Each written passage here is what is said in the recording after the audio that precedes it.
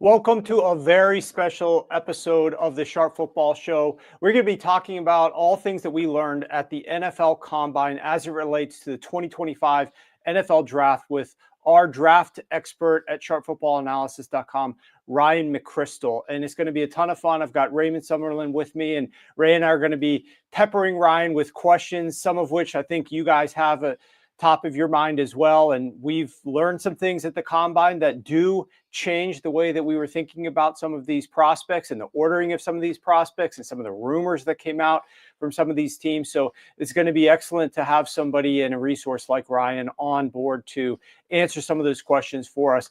I'm playing a little bit hurt. I've been eating my faux soup 2 nights in a row now. I'm drinking my green teas and all these things, drinking green drinks, try to get these antioxidants levels super high to knock this sucker out. But Ray's going to be here as well, and he's going to be able to take over as needed. But Ray, first things first, we do want to talk a little bit about NFL movement before we get into the draft and the post-combine questions. And one of the big things that occurred over the weekend, aside from the combine, was Deebo Samuel getting dealt to the Washington Commanders. Obviously, his former player personnel is now in DC and helped orchestrate that. Adam Peters, the GM for the Washington Commanders.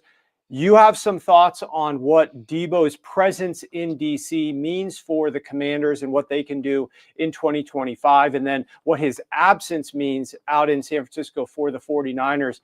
Why don't you dive right into that off the top here? Yeah, I mean, first of all, I have to say that Warren's illness has allowed him to become a pop culture savant.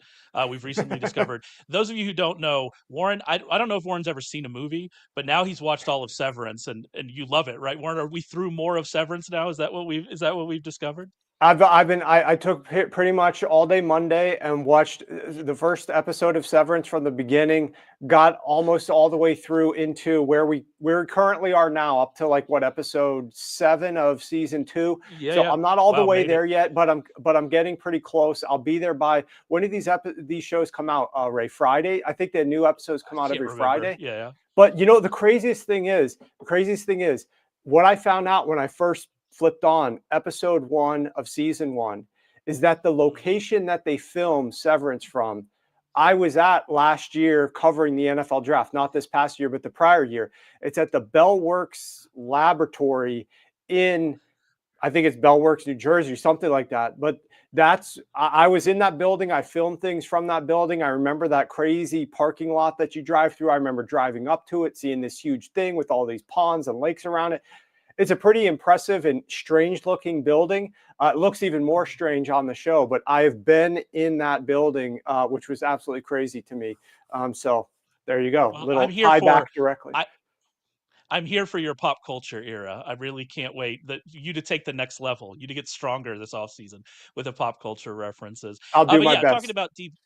talking about Deebo Samuel, there's a lot of things to go into here. I actually wrote an article for the website Sharp Football Analysis that has a lot of, surface level initial thoughts. I wrote it on Saturday night about kind of this whole thing. I think the real 10,000 foot view of this is, what Deebo Samuel are the Commanders getting? You mentioned Adam Peters, and I think that's an important kind of aspect here, is that he felt good enough about Deebo Samuel to make this trade. They didn't have to give up a ton to get him, to be fair, but they are taking on a lot of money in order to do that. And so, that plays a role here as well. But I think we have to mention that, Deebo Samuel is coming off a rough year. The eye test, if you look at the end specifically of last season, it really seemed like he wasn't getting open. And then you look at the kind of underlying stats, and he was only targeted on 19.5% of his routes last year, which is, well below his career average. Again, how well you get open, how well you're able to earn routes, that really affects that number.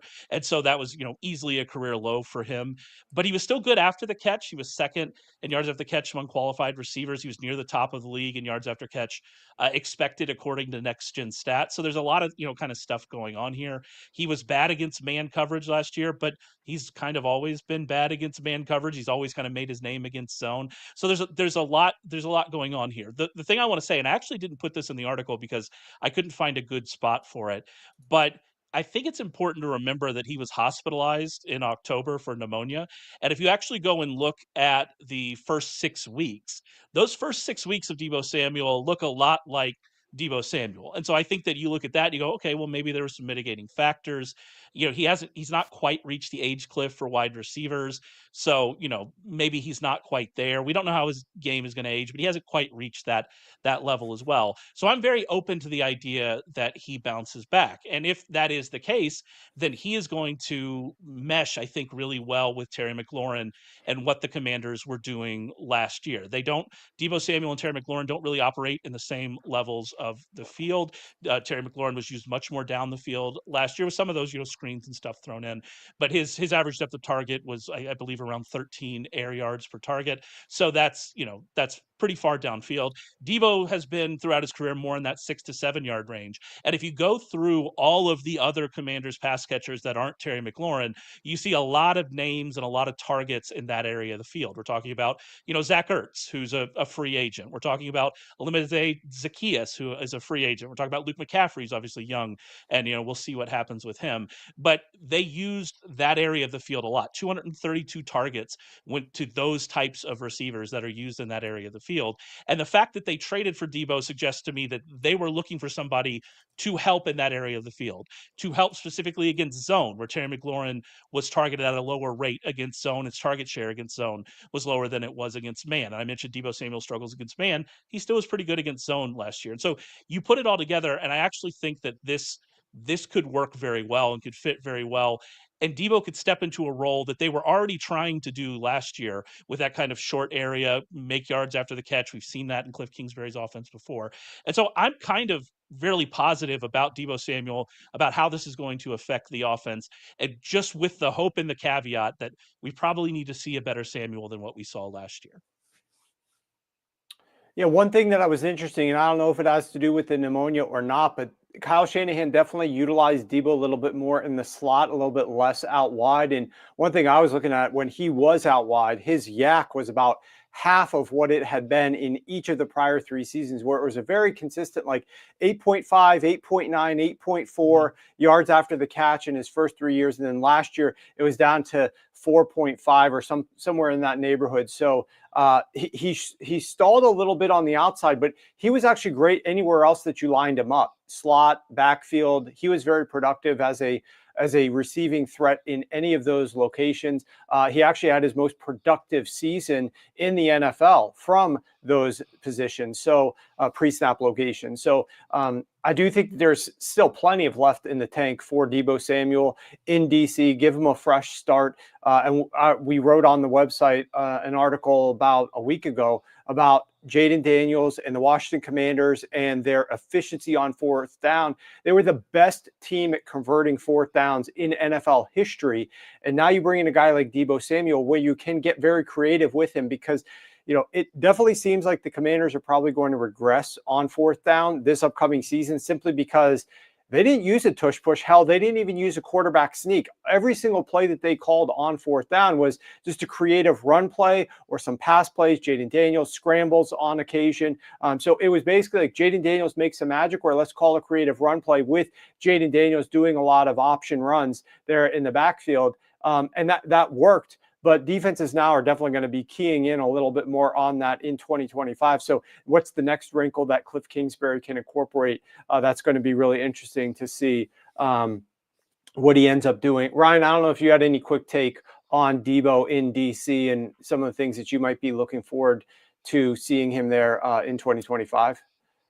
Yeah, I mean, in terms of how it affects the draft, it obviously changes the Commander's plan on day 1 or day 2. I think we were probably expecting them to take a wide receiver, and that's probably off the board now. It could also sort of, well, I don't think it will change in this way, but it's worth mentioning that when these veteran trades happen close to the draft, it can shape how a team wants to attack the draft in terms of, sometimes if you're taking on more money, that then changes your strategy in terms of you maybe want to trade down, acquire more picks to kind of offset the fact that you're now adding a big contract.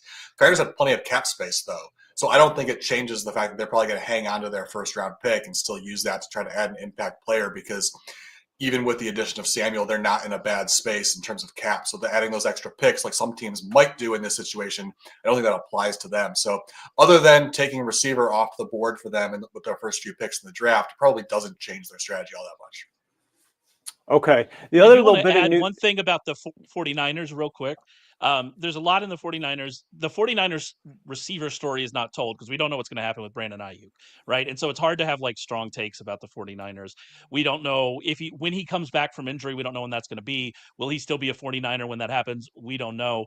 And so I put some stuff in there about Juwan Jennings and Ricky Pearsall, and there's information in the article you can read about. But the one thing I want to say for everybody who's might be drafting fantasy early over at Underdog is that there will likely be some changes with Deebo Samuel not there, but George Kittle's splits without Deebo Samuel over the past several years have been you know really interesting. So George Kittle was targeted on 19% of his routes with Deebo Samuel on the field over the last 3 seasons. He was targeted on 24.7% of his routes with Deebo Samuel off the field over that span. And the vast majority of those routes came with Brandon Ayuk and Juwan Jennings and even Christian McCaffrey on the field. McCaffrey was, obviously fewer, but a lot of those routes came with those 3 guys on the field as well. And so it's not that Kittle was feasting because both Samuel and Ayuk were out. He was feasting with all those other guys healthy and just Samuel out. And that changed, just for some context. We're talking about going from the 20th tight end in terms of, target rate per route among qualified tight ends to the 6th tight end. That's a massive jump in terms of how many targets you're getting. We saw that with fantasy scoring as well. DFS players fondly remember jamming George Kittle into lineups on weeks that Deebo Samuel wasn't there. And so George Kittle is definitely a big winner from this. He was already being drafted relatively high. He's George Kittle, but it's certainly something to keep in mind and remember as we're moving forward. All right, before we get into another quick topic, and then we're going to hit up Ryan, pepper him with tons of draft questions. Do want to mention everybody in the chat. It's great to see you guys again. Exiles back, Better Boss, Alex, Hayden. Love you guys back in the chat. So it's great to see everybody today. Reminder, you can go over to our YouTube channel, Sharp Football Analysis. You can follow us over there. You can contribute from the chat there. Make sure that you're subscribing and giving us a thumbs up over there as well. But it's great to see everybody, and we'll incorporate some of your commentary throughout the show if you're sharing it and chatting with us over there. One thing that I want to mention real quick, we saw some news earlier today from Ian Rappaport that it looked like Justin Fields is now going to be the Pittsburgh Steelers QB1 this upcoming year. They have a decision to make between Russell Wilson and Justin Fields. And my opinion really has not changed at all. One of these guys, I said last year before the season started, one of these guys is going to quote unquote win the QB1 battle. But in reality, everybody is going to lose because neither of these guys is capable of actually being a legitimate QB1 that's going to take the Pittsburgh Steelers any place that really matters in the 2024 season. And that's exactly what ended up happening. Yes, they won a couple more games than I thought that they might, but overall, this team still ended up at the same location that we all pretty much thought that they would, which is not doing anything meaningful in the NFL playoffs. And unfortunately, if they take Justin Fields as QB1 into a battle in the AFC North with quarterbacks like Lamar Jackson and Joe Burrow and expect to have a ton of success, I think you're kidding yourself. If they take Justin Fields then into a battle in the AFC conference in general with Patrick Mahomes and Josh Allen, I think you're kidding yourself if you think that this is the guy that's going to actually lead the Pittsburgh Steelers to anywhere meaningful in 2025. So I know it's on your roster, and I guess you have to make a decision, but I'm going to be writing an article, assuming I'm feeling a little bit better here in a day or two, up on sharpfootballanalysis.com that details out what Justin Fields and Russell Wilson did last season. And it's night and day different, especially on early downs, how these two quarterbacks performed. The only thing really that Justin Fields did better than Russell Wilson was that he was a bit more industrious on third down. He used his legs a little bit more. He was a little bit more creative on third down and actually got the ball out a little bit quicker than Russ did on third down. But on first and second down, I mean, Justin Fields held onto the football the longest of any quarterback in the NFL. And he was terrible. He was objectively terrible on early downs, which is what you need from an offensive quarterback to keep the chains moving, stay ahead of the sticks when you do drop back to pass the football. I also believe, and I don't know for sure, but I believe that the Steelers were probably a little bit more predictable from a run perspective as well earlier on in the season when Justin Fields was their quarterback. So I just think that this is a terrible decision made by Mike Tomlin.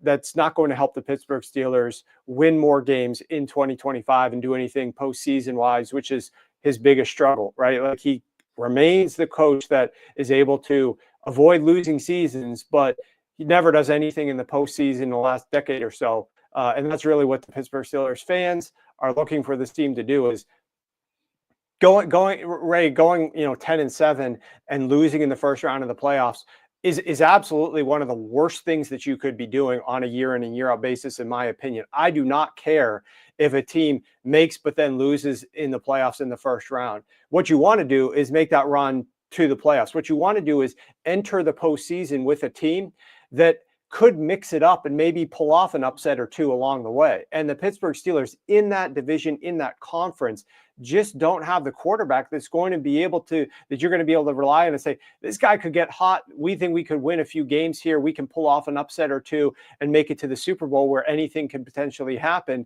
I just don't see any level of confidence here that the Pittsburgh Steelers fans should have about Justin Fields being the quarterback one entering 2025. I also don't know what their option is, right? So like, where this is kind of, they're stuck in this cycle of, I don't want to call it mediocrity, because they're at least making the playoffs. That's probably a little bit better than mediocre, but like, they're stuck in this cycle, and they've been stuck in this cycle for so long of being victims of their own, I guess, kind of success. So where are we finding it? Can they go pay up for Sam Darnold? Is that going to be the answer? Can they maybe, trade for somebody? If we look at the draft, and Ryan could talk about this more, they're almost certainly not going to be in position in the draft to acquire somebody that you're going to have a lot of faith in. And so they're just stuck in this same cycle. And I wonder, is this them trying to make the best of it, saying, Justin Fields was pretty highly thought of when he came out of school. We're obviously a long way from that. We know exactly what his struggles have been. Can they coach that out of them? There are lots of questions here, but ultimately it comes down to, if you're the Steelers and you're looking at the board as it laid out right now, what are your options? What are you able to do? And I don't really know that they have a ton of good ones. And so it's hard to really, it's hard to criticize them for this decision. It's tough. You can criticize them for being in this position to start with, but kind of where they are now, I don't really know where else are they going to go, is kind of my question. Well, I think the answer is they're going to go the same place they've gone the last several years. And you said Fair stuck enough. in a cycle of Very mediocrity. I think it's stuck in the cycle of like limbo, right? Like in desperation between the two worlds of, we're actually a team that can compete in the playoffs and we're a losing team. And frankly, I would rather be that losing team once in a while if I know I'm never going to reach that apex, so that I can acquire that draft capital like you were mentioning. And Ryan will discuss later about some of the things that team might be interested in doing for the draft. But with that said, let's get into some of the draft talk. And I do want to remind you that you guys can go over to sharp.football and subscribe to our mailing list there. You'll see a notification up at sharp.football at the top, where you can join our mailing list. Stay up to date on all the different mock drafts and draft analysis that we'll be publishing over the course of the next month and a half. And of course, Ryan McCrystal himself will be delivering his next updated mock draft for the 2025 NFL draft this upcoming Thursday. So in 2 days from today, we'll be rolling out his next iteration of his mock draft 2.0. And Ryan McCrystal is in the top 10 of most accurate mock drafters of the last 5 years. If you extend it a little bit longer, he's actually higher than where he is right now. He's number 9 in the lexicon of the top mock drafters. And this includes guys that you see on TV, the guys that you see as the main draft analysts at most of the big name networks. They're in this, but they're not nearly as high as Ryan is in terms of his accuracy. So feel free to digest as much mock draft content as you want out there. But if you're really wanting to find somebody who's got a high level of accuracy, you're not going to want to miss Ryan McCrystal's mock draft 2.0, which will drop on Thursday. With that being said, Let's go ahead. The way that we're going to go through these Q&As with Ryan is we're going to be basing them on things that might have changed since the combine. And we're going to be starting with what we've seen. Then we're going to go into what we've heard, like from a rumors perspective. And then we're going to get into a little bit of his own personal ranking. So when we're talking about what we've seen, there's two categories there. We've got our measurables, what the measurements were: arm length, weight, height, etc. And then you've also got your on-field drills, so your performance in your testing. So your measurables and your testing are the two aspects that we're going to look at. So Ryan, first and foremost, what prospects are you higher on based upon their combine measurables since you saw them in the 2025 NFL Combine the last couple of days? Yeah, well, measurables are obviously a critical part of the process, but it doesn't affect the guys near the top of the board nearly as much as it does later on. Like on day 3, you're dealing with all prospects who are obviously flawed. That's why they're still available. And so the measurables become a big factor there, because if you're going to bet on somebody reaching a higher level of upside, you want to bet on the guys who at least hit some boxes in terms of the measurables. In the early rounds, the guys that we want to talk about now that are more fun to talk about, it doesn't affect them as much. But one area where I do look at it is it can sometimes enhance my confidence in something, specifically with the defensive back. So I'll mention two guys that I have a little bit more confidence in now, two cornerbacks: Siobhan Ravel Jr. from East Carolina, Azaria Thomas from Florida State. Both of them have really long arms. Ravel measured at 32 and 5/8, the fifth longest on all defensive backs. Thomas was over 32-inch arms. That helps me in the evaluation process a little bit, because both of them, their statistics show that they are really good ball hawks. They get their hands on the ball far above average over the past couple of seasons. But we know that cornerback data, even when I like to look at route adjusted stats. It helps narrow down skill set a little bit more than just raw interceptions does, which obviously we know is extremely volatile from year to year. But even these stats where we're trying to pinpoint the actual skill, when it comes to defensive backs, so much depends on opportunities. It's hard. It can fluctuate a lot from year to year. But if you have a guy who's consistently putting up good ball hawk numbers, and they also then measure with long arms, it should enhance your confidence a little bit in those guys. It's easier to get your hands on the ball if you've got an extra inch or an inch and a half over somebody else. So it does matter a little bit in that regard. So it doesn't necessarily change how I view those, but I was viewing those players as potentially really good ball hawks in the secondary, stepping up to the next level. And the fact that they have long arms, it just checks another box. So it's going to enhance my confidence in them in a little bit. It removes a little bit of doubt in that area. So those are two guys, at least in the first round or two, that jump out as probably having the most impact based on how they measured. If we're staying with defensive backs here, in your first mock draft that we posted, right after the Super Bowl, you had Nick Emmanwori in the first round already. So you were already there. He was obviously one of the stars of the combine, just absolutely, lit it up there. So I assume that you like to see those testing numbers, but we kind of saw the other guy, the other safety that has been in these first rounds. I think pretty much the consensus number one safety, Malaki Starks. He ran well. Everything else doesn't look great, especially if you subscribe to the kind of relative athletic score way of looking at combine testing, as I know I do, and I think you do as well. So you look at those two guys. You already were kind of high on Emmanwori. Does that affect how close those two guys are, how you view those two top safeties? It does a little bit. I mean, again, it sort of comes down to enhancing your confidence level in it. With Emmanwori, the fact that he tested really well, it adds to my confidence, because he plays like that type of player who can just cover a lot of ground, step up against the run. He put up all the numbers to demonstrate that that's probably legit and will translate well. With Starks, he didn't answer those questions necessarily, but I don't think he performed poorly enough to make you suddenly doubt what he's already shown on the field. In terms of comparing those two players individually and who's like the top safety in this draft, I don't think you really can, because they're just such different players.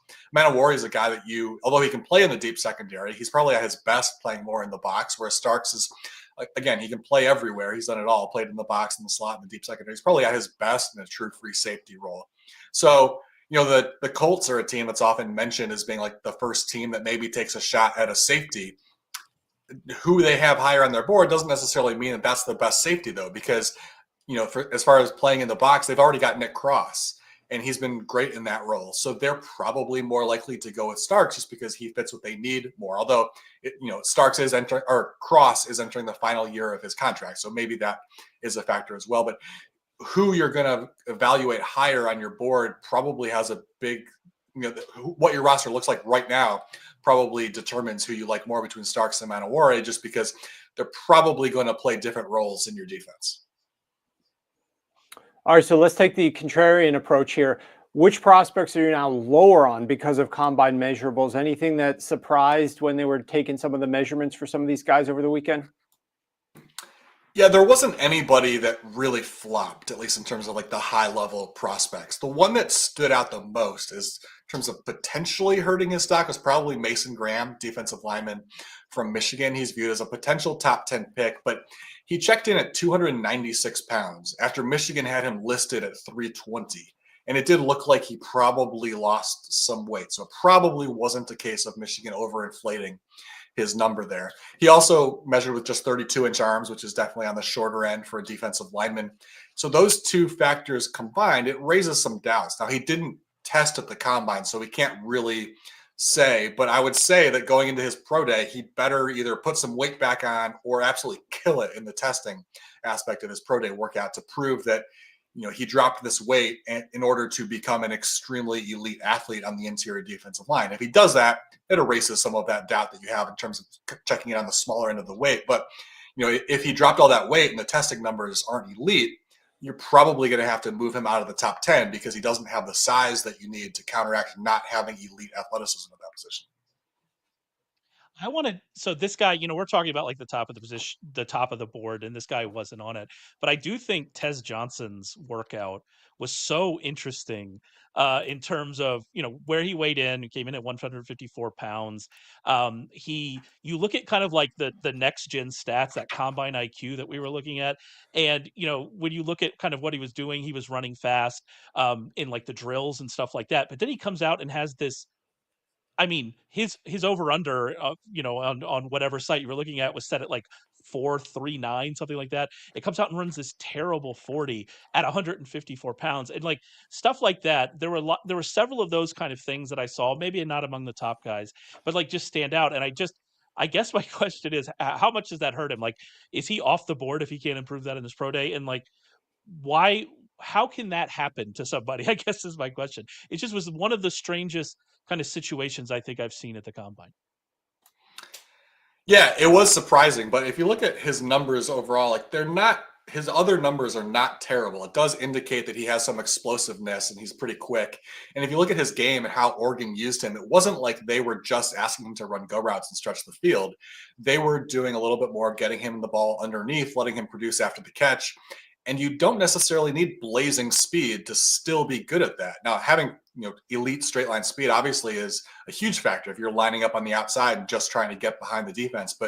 And Johnson did some of that at Oregon, but that wasn't exclusively what he excelled at. He proved to be valuable after the catch. And so I don't think that it hurts him. Now, obviously, he's also going to run again, I'm sure, because that was a disappointing time. And so if he comes out and runs a much better time, who knows? Sometimes nerves get to people and they can, improve at the pro day, and it just sort of answers those questions. I think even if he just shows a little bit of improvement, he doesn't need to run in the 4.3s to prove that he is a dynamic athlete, because we saw it on the field.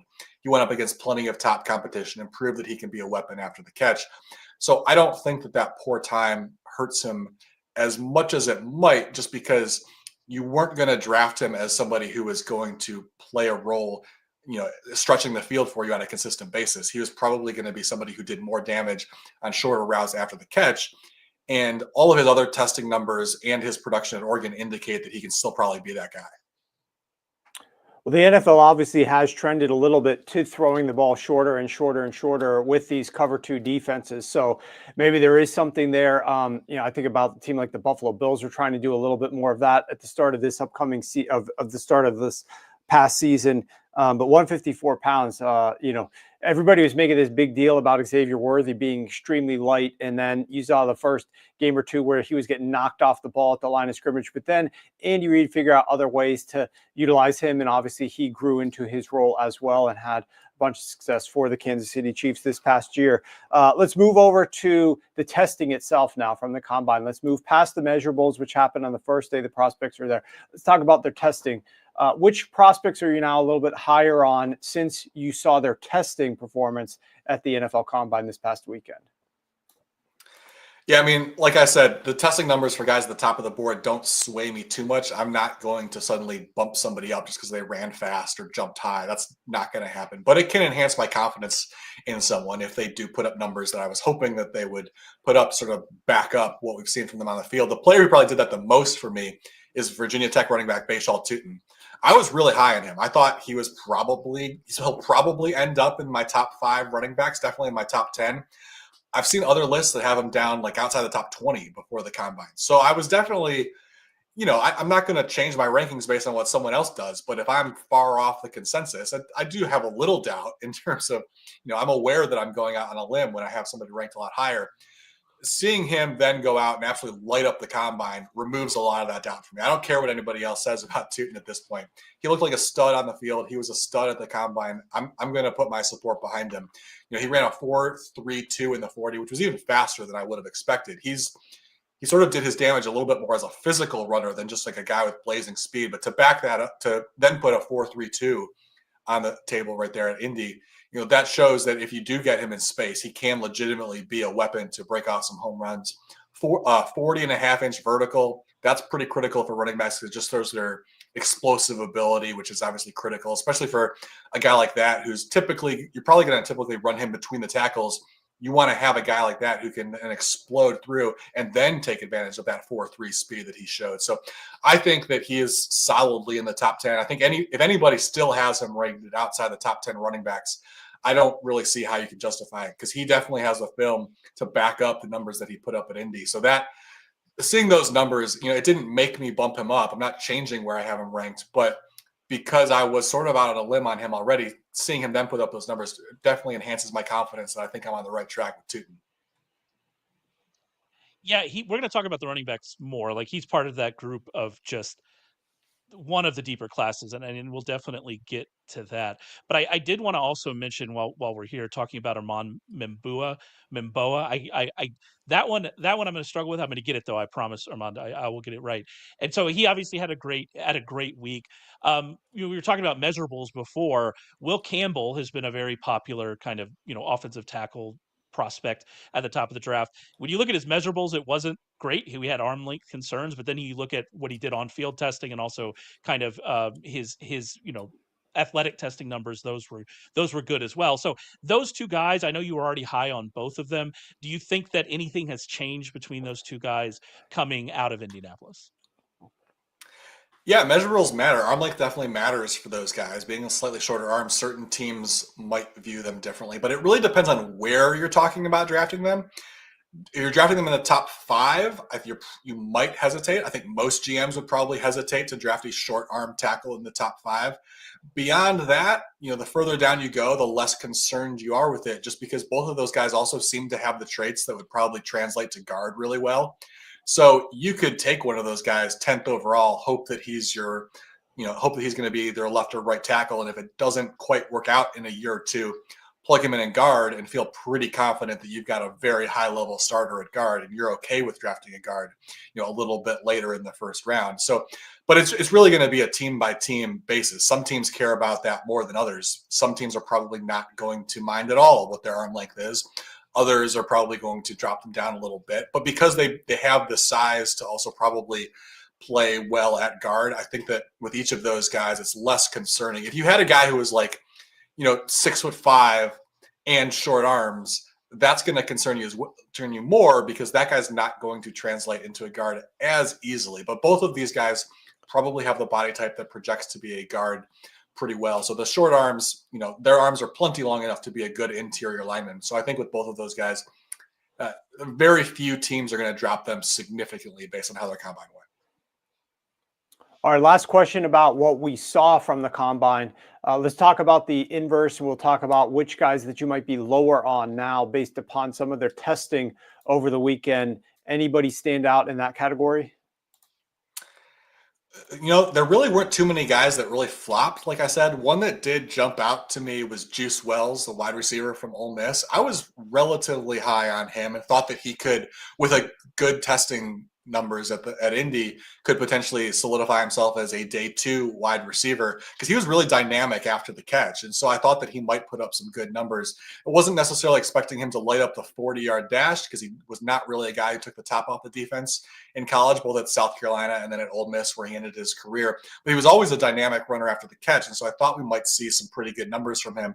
But he really didn't impress in any area in terms of the combine. So without putting up those numbers, I don't think that he can slide into day 2 anymore. So he's really one of probably the only guy who I previously thought was going to be a top 100 pick, who, based on the numbers alone, probably can't check enough boxes to get into that range anymore. But everybody else, I mean, this was a pretty fast group overall, at least in terms of the guys that ran. Although, I should also add to this conversation that one of the reasons why it's hard to find somebody who didn't perform, it's becoming more and more acceptable to just not do any of these drills in Indy. We're seeing more and more guys just not show up. So anybody who thinks they're not going to put up an impressive number, for the most part, they just don't do it. Like Cam Scadaboo, for example, we might be talking about him as a guy who didn't perform if he ran out and ran a 4.7 in the 40, which is plausible. He doesn't look very fast, but he only did a couple of drills, and he looked very good in those drills. And so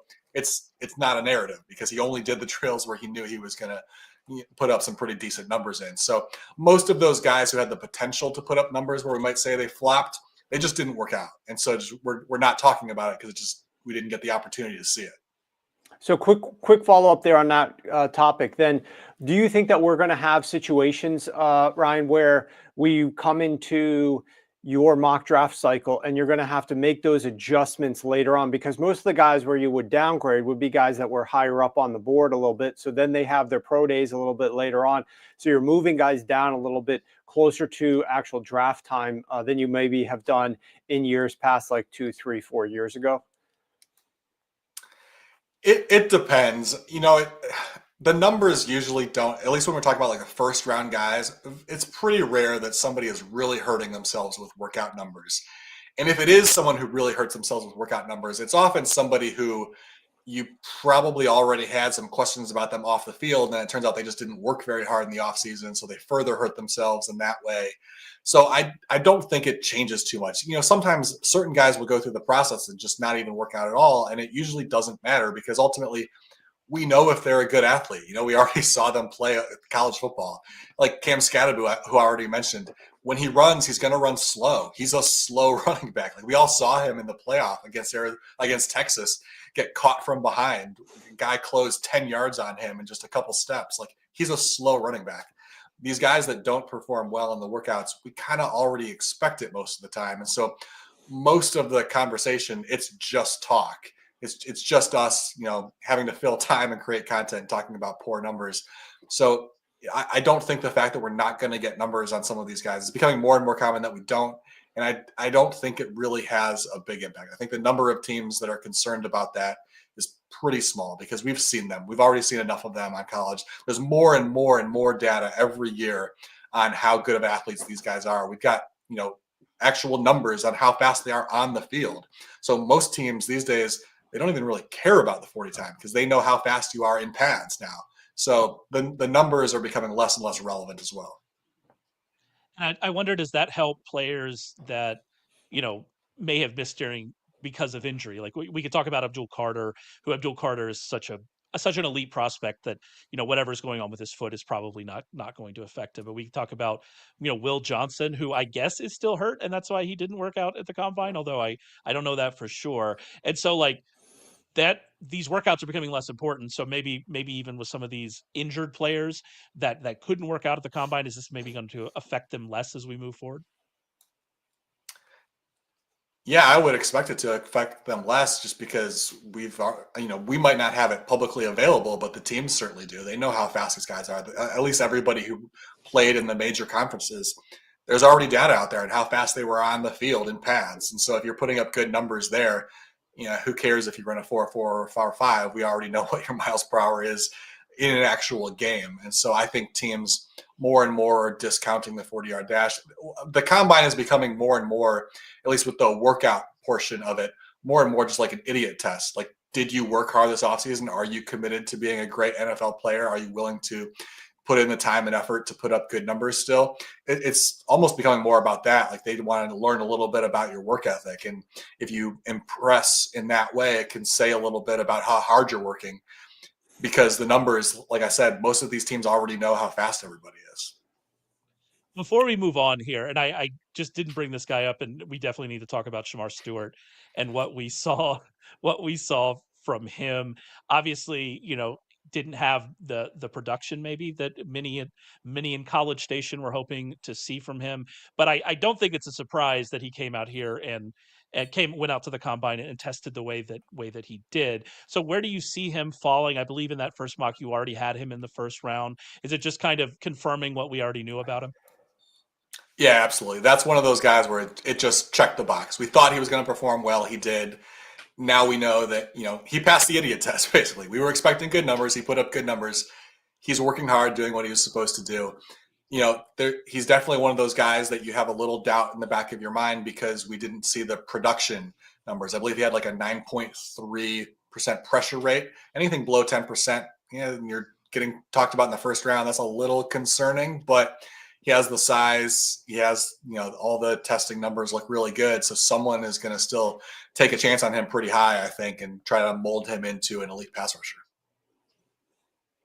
All right. So we've heard from you, Ryan, that you think that the combine testing, some of the guys aren't doing it. Most of the guys that are doing it are giving us what we already thought that they would heading into it. Measurables, not too many surprises there. So maybe the combine is less about what we're seeing and more about what we are hearing. Did you see or hear any rumors, whether written from after the mock or heard about in discussions, that you think are going to change how you're seeing a certain prospect for the upcoming draft, either moving them up the board, down the board, based upon just the things that were discussed surrounding the combine rather than actually on the field measures and testing?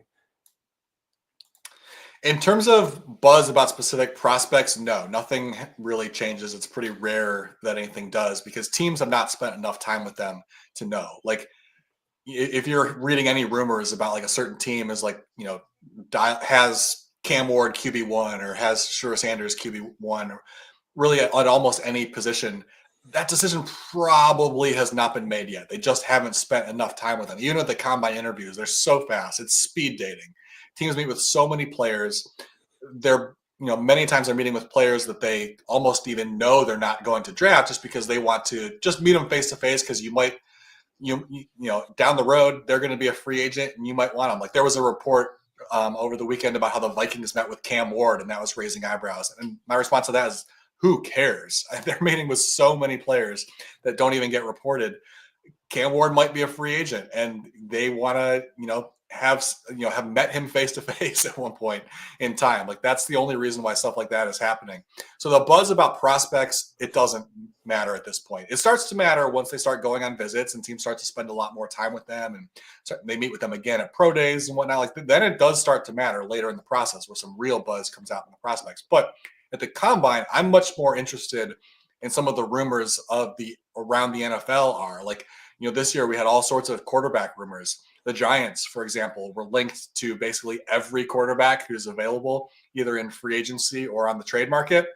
That tells me something. If they're getting linked to all of these quarterbacks, that probably says something about their interest in this draft class. Now, it doesn't mean they won't draft somebody because they might strike out in their pursuit of one of those guys. And out of desperation, maybe they do take Cam Ward or Shedeur Sanders. But it definitely indicates that they're not exactly thrilled with the prospect of taking one of those guys, because if they wanted to, they could probably just go make a trade today with the Titans and get the first pick and take a quarterback. That's on the table for them whenever they want to make that move. So the fact that they're being linked to all these quarterbacks probably says something about that, which isn't a surprise. We know that these are not elite quarterback prospects. Similarly with the Browns, they have not been linked to a lot of veteran quarterbacks. They have been linked to Sanders and Ward. And so that probably, you could look at that a couple different ways. It could be that, maybe they are getting some pressure from ownership to draft a quarterback again. It could also potentially be a smokescreen, though. That's probably one of the rumors that I would more file under the take it with a grain of salt, because with the Browns with the second overall pick, they might want to entice a team like the Giants or the Raiders to move up to number 1 to get their guy, to try to convince them that they need to do that. And then the Browns have Abdul Carter fall into their lap at number 2, which then potentially either helps convince Myles Garrett to stay because he gets to play with another great pass rusher, or it makes it easier for them to trade Myles Garrett because now they've added another great pass rusher to replace him. So some of the rumors, like that Browns rumor, I'm taking with a grain of salt. Other stuff, like with the Giants, I'm buying into a little bit more and reading into that in terms of how it potentially affects how we want to put together a mock draft. And you mentioned, you talked about the quarterback, so I think that's where we have to go, because that is what a lot of the buzz was just about how teams feel about Shedeur Sanders, what the gap is between Ward and Sanders. I mean, we're even getting Jackson Dart thrown into that number 2 quarterback conversation. I know you're high on Sanders. I believe you have him as your quarterback 1, if I'm remembering correctly, and so you're high on him. I'm wondering, does this kind of affect that at all? Do you buy that the NFL might be lower on him than kind of the industry guys are, or are you just are you just kind of, again, taking all of this with a grain of salt and seeing how this all works out? Yeah, that's a tough question because there's some unique stuff happening with Sanders specifically. I am very surprised about the rumor that Cam Ward is the overwhelming consensus number 1 quarterback, because both of these guys are flawed. I do have Sanders number 1. I think his accuracy is really impressive, and that's a trait that can carry you pretty far, especially when you pair it with pretty good athleticism. He doesn't have great arm strength. Ward is clearly better in that regard, but Sanders is not a glaring red flag that I think is going to be a fatal flaw for him. So I'm going to side with the quarterback who's a little bit more accurate and equally, if not more athletic, in Sanders. But, both are flawed. I think ultimately the quarterback between the two of them who succeeds is going to be the guy who just lands in a better situation, has more of a supporting cast around him, has a better coaching staff, has some stability on the coaching staff. That matters a lot when you're dealing with these quarterbacks who have some growth to go still in the NFL. Is just having some stability. Having the same coaching staff for a couple of years helps a lot with these guys.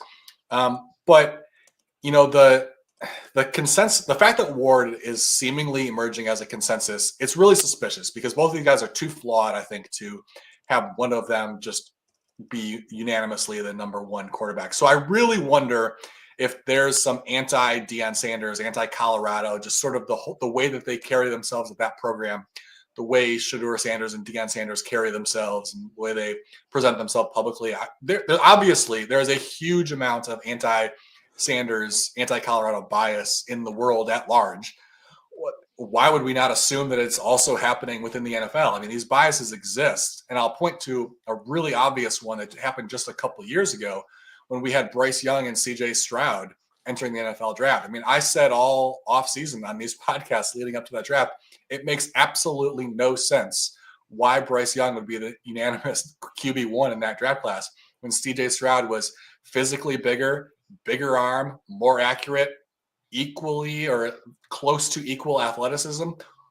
You add all of that up, why on earth would CJ Stroud not be QB1? Well, the reason was there had literally never been an Ohio State quarterback to have success in the NFL. Mike Tomczak, prior to CJ Stroud, Mike Tomczak, journeyman from the 80s and 90s, was the only Ohio State quarterback to have any amount of success in the NFL, or at least sustained success. And guys had been drafted, obviously. Justin Fields, Dwayne Haskins came right before Stroud. There had been other guys going all the way back to Art Schlichter, who was a top 5 pick way back in the day. They were all busts, and that bias exists, and it shapes the way people thought about Ohio State quarterbacks, and they ignored the fact that CJ Stroud was obviously the best quarterback in that class, and he didn't go number 1 overall, and the Panthers have regretted that decision pretty much since Bryce Young took the field for them. So these biases, they can affect decisions at the top of the draft, and I think that maybe not every team, but definitely some GMs and scouts and coaches have that bias against Deion Sanders. And so I think that's a factor here. It's not something we'll ever be able to prove because it's such a unique circumstance. But we know that bias exists among fans. I mean, you either love Colorado or you hate Colorado and the way that Deion Sanders runs that program and the way Shedeur Sanders carries himself. So I think that we would be foolish to assume that everybody in the NFL is able to just set aside that bias it exists and it's affecting the way he's viewed for certain teams. And maybe it affects where he goes in the draft even. I just can't wait. I'm really I can't going to be believe interested. Yeah, I Ray. can't believe you would erase Terrell Pryor like this. First of all, sorry, Warren. Go ahead.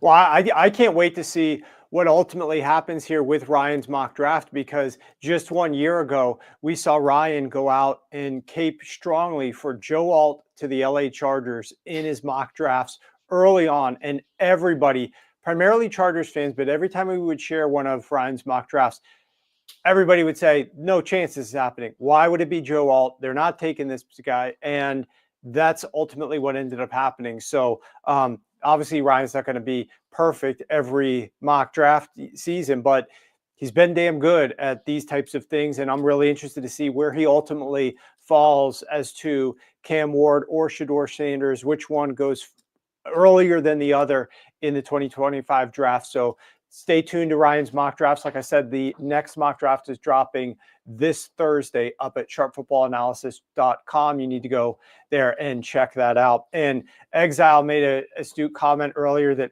Ryan is locked in. So this is your, lead up to the Super Bowl. We have 2 weeks in our world, Ryan, from the betting world.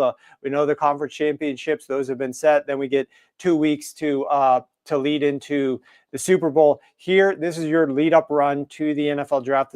You got more time in terms of a lead up, but this is the time that you're super locked in and really focused. And obviously everybody can tell that right now. Moving on from the quarterbacks, let's talk a little bit about the wide receivers. Talked a little bit about Tet earlier, but what's your top 3 wide receivers as of right now? And has that order changed at all since the combine? Yeah, right now I have Tetro McMillan 1, Emeka Egbuka 2, Luther Burden 3. It didn't change. It probably did have the potential to change because I think all of them are grouped pretty close together. And I think if Luther Burden came out and ran a blazing 40 time, I might have had to consider bumping him ahead of Egbuka. He didn't, though. He didn't run a poor 40 time, but it wasn't like a blazing fast number. The reason why that might have affected how I viewed him was he almost exclusively played in the slot at Missouri. He's dangerous after the catch. He's plenty fast to be a weapon in the slot in the NFL. I think that's where he's going to play. If he ran a blazing fast 40, if he ran like a 4.31 or something like that, that would have enhanced my confidence that he could also do more damage on the outside, because then he would have the type of speed where even if he's not a complete route runner and doesn't necessarily have the size to be an all-around weapon on the outside, you could put him on the outside and just have him stretch the field with that speed. He didn't put up those kinds of speed numbers, though. So I am viewing him as pretty much a guy who's going to stay in the slot for the most part. And so I'm going to probably leave him as my wide receiver 3. I think he's, a viable first-round pick. I think he's going to be really good in that role. It just, not putting up that crazy fast 40 time makes me think that he probably sticks there and doesn't have as much versatility as a similar player who was a little bit faster. But McMillan and Egbuka, McMillan has the size. He's fast enough to stretch the field as well. He's sort of the all-around, traditional number 1 wide receiver. And then Egbuka, he's number 2 for me just because he's so complete. Obviously, you know what you're getting with a polished wide receiver coming out of Ohio State. They become so good at running their routes at that program that even though he doesn't have, the overall, crazy skill set of like a Marvin Harrison Jr. or is not quite as fast as like a Garrett Wilson, I think Emeka Egbuka is just so polished that you're getting at worst probably a high level wide receiver 2 that's going to start for you for a long time.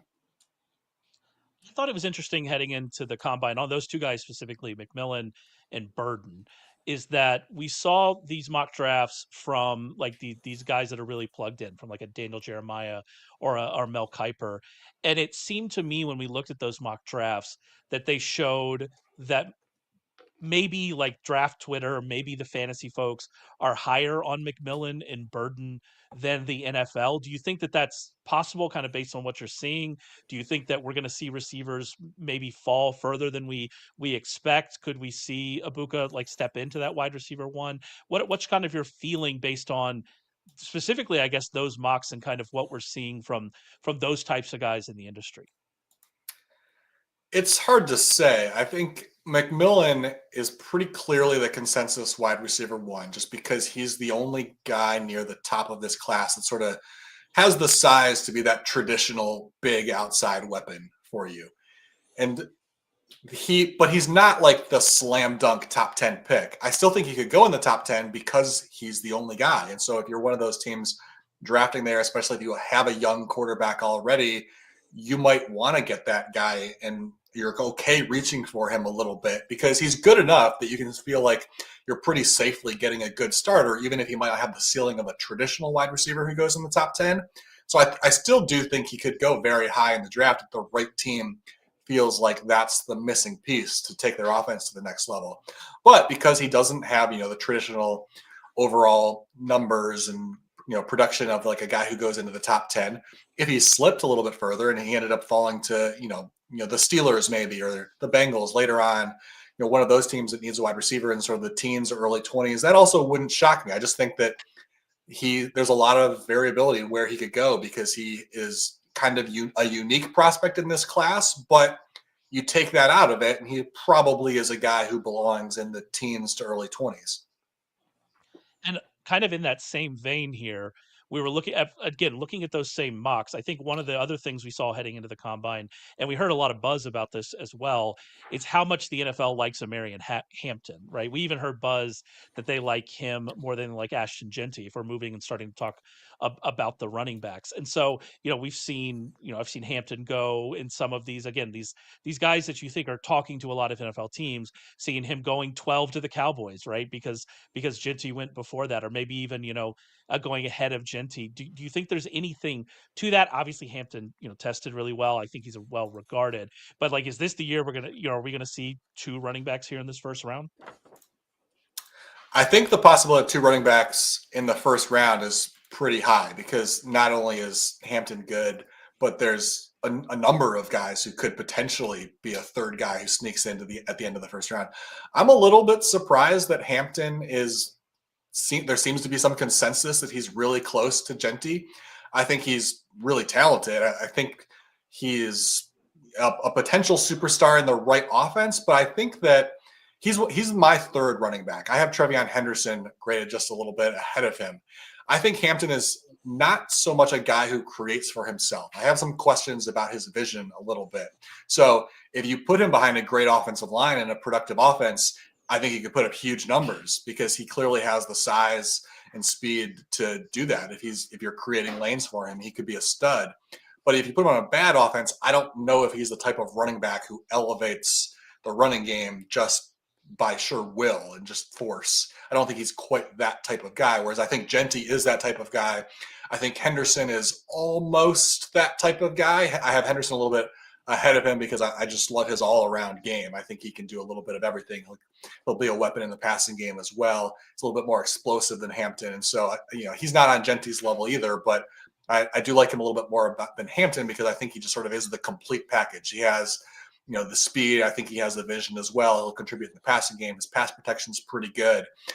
I think he does a little bit of everything. Whereas Hampton, I have some doubts about his vision. And so for me, that's not the type of player that I would draft in the top 20 picks or so. If I were drafting at the very back end of the first round and I needed a starting running back to plug in, I'm okay with drafting a running back in that situation because you're getting a guy on a reasonable contract to start for you for the next 5 years.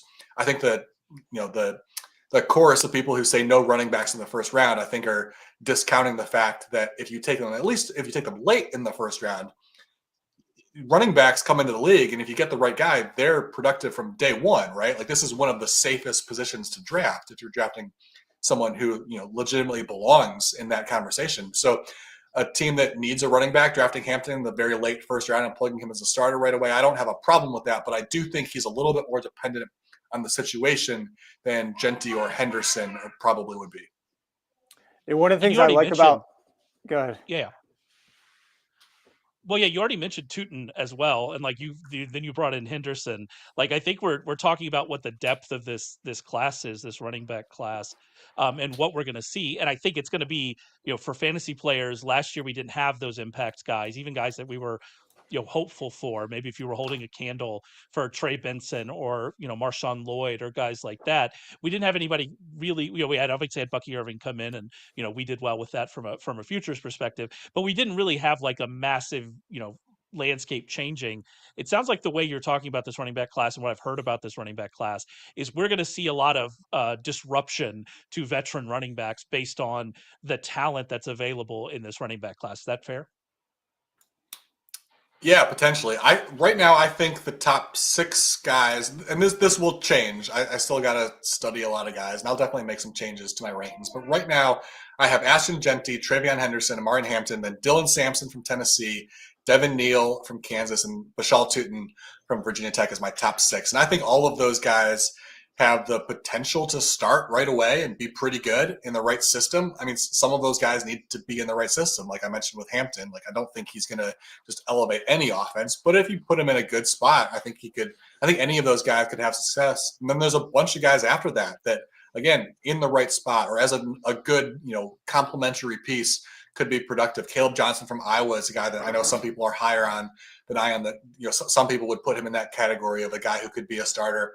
Cam Scadaboo, who we mentioned, like again, he's not going to be a guy that you plug him in as your running back 1, but if you use him correctly, he could absolutely be a difference maker as a rookie. There's like Quinshon Judkins is another one. I'm a little bit lower on him, but I'm starting to question that a little bit because he performed better at the combine than I expected from him, and so he's another guy who's some teams are going to view him as a top 5 running back potentially. There's so many guys that normally there's like a handful of running backs that we think can be pretty good, but ultimately the guy who elevates at least early in their career is who lands in the best spot. Like you mentioned, Bucky Irving, he wasn't the best running back in last year's class, but he did land in the best spot to get on the field right away, or one of the best spots at least. He landed in a situation where he had an easy path to being productive.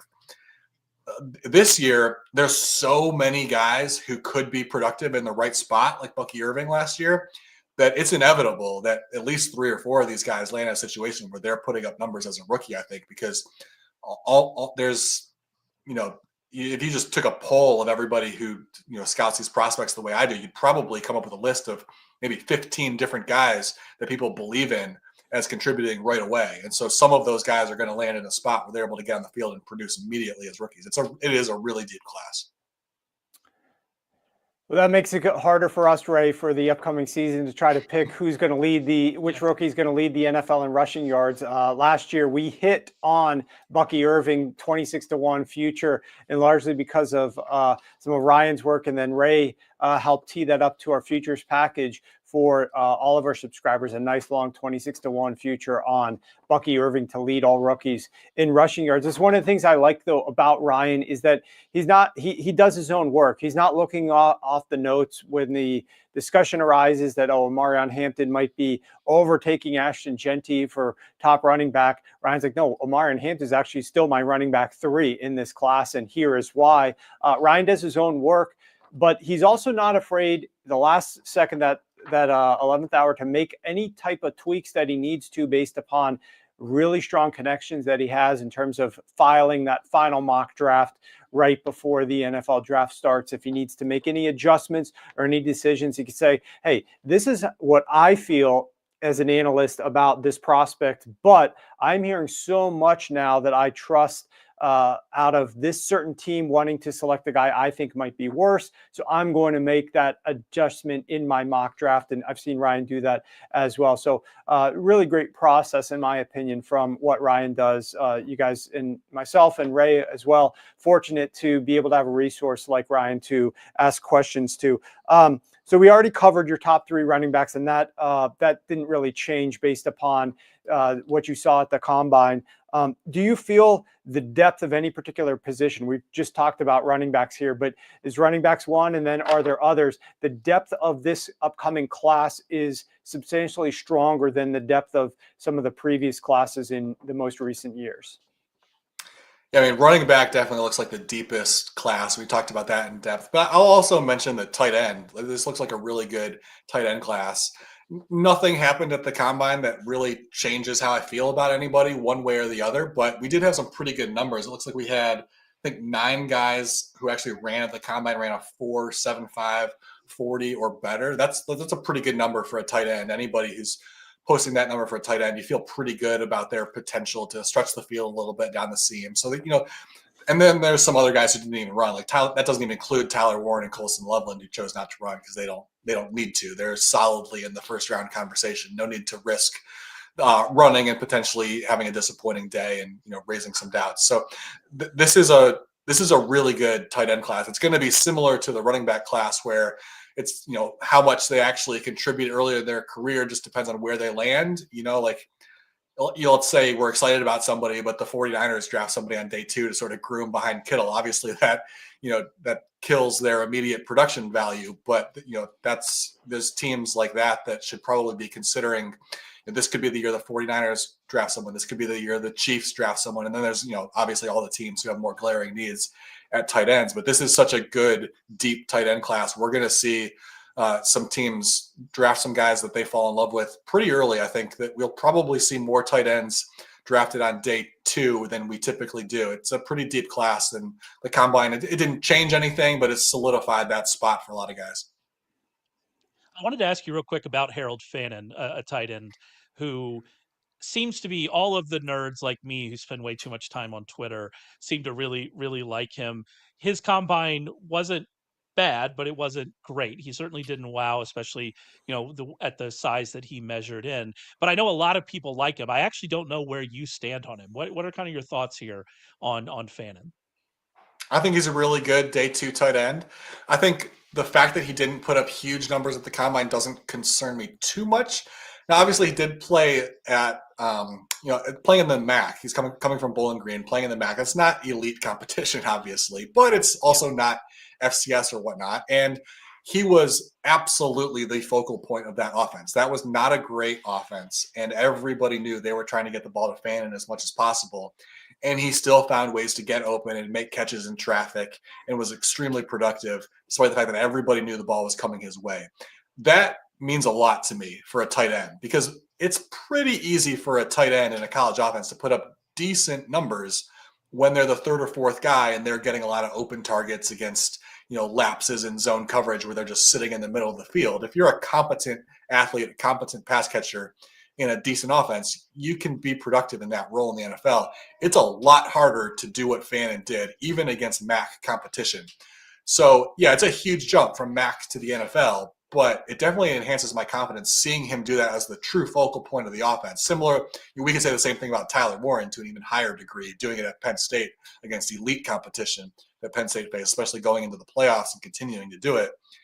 That if you're that type of tight end where everybody knows the ball's coming to you and you're still finding ways to create space and get open, that says a lot about your talent. And I think that Fannin, even though he's not on Warren's level in terms of overall physical skills, I could certainly see Fannin being a productive starter pretty early in his career.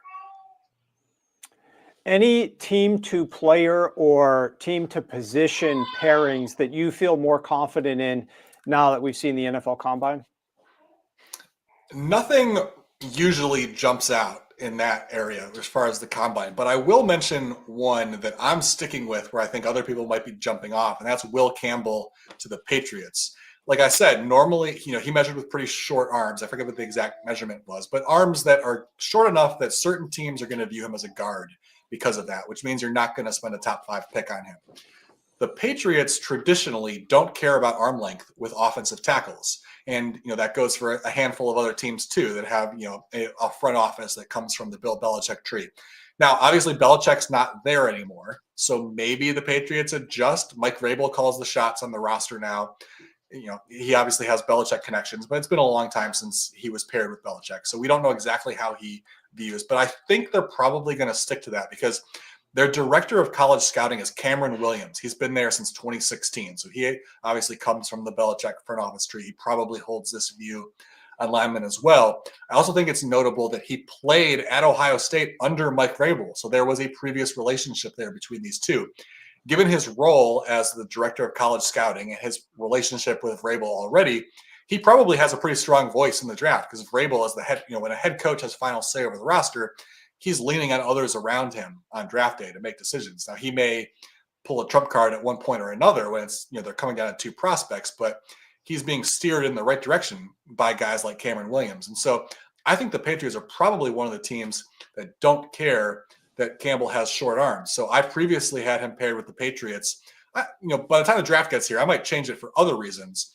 But I do think it's important to note that that is not one of the teams that is likely to be affected by the short arm. So I'm, at least for right now, I'm sticking with that as a pretty strong possibility for the Patriots in the first round. Interesting news point, Ryan, that from Jordan Schultz that he just tweeted out while we were on the show at 12:45, so probably 20 minutes ago. Sources say that LSU offensive tackle and consensus All-American Will Campbell is taking top 30 visits with 3 teams that are picking in the top 5 this week and is set to meet with ownership at 2 of those spots, I'm told.